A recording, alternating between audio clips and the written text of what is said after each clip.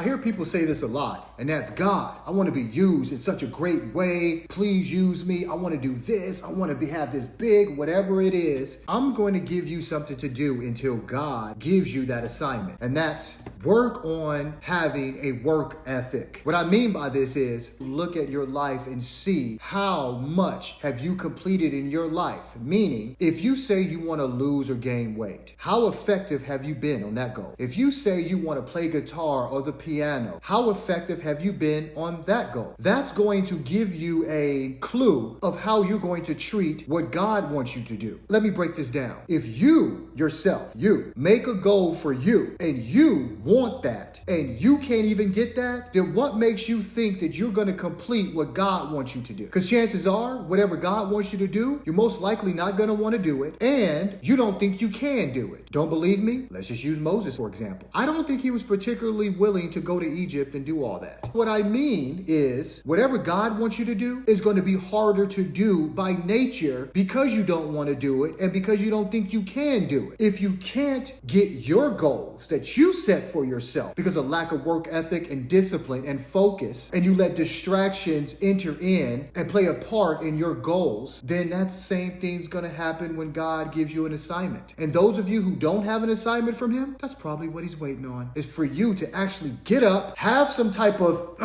to go after what you say you want in your life. Because when you go after what you want in your life and you actually get it, that same character, desire, he's going to just move it over here in his direction. Now, if you don't have any of that, how are you going to complete his task that he has for you? Not to mention the resistance of the enemy. When God wants you to do something and you're actually doing it, you don't think the enemy knows that God wants you to do that, so he comes to step in and tries to distract you any way he can? You think a donut on a diet is a distraction. Try doing what God wants you to do in this world. So I challenge you, whatever your goal is and whatever your goals are right now, work on them, complete them, and I'm gonna bet that when you start doing that, the assignment is gonna come down, and all you got to do, like I said, is redirect your energy to what he wants.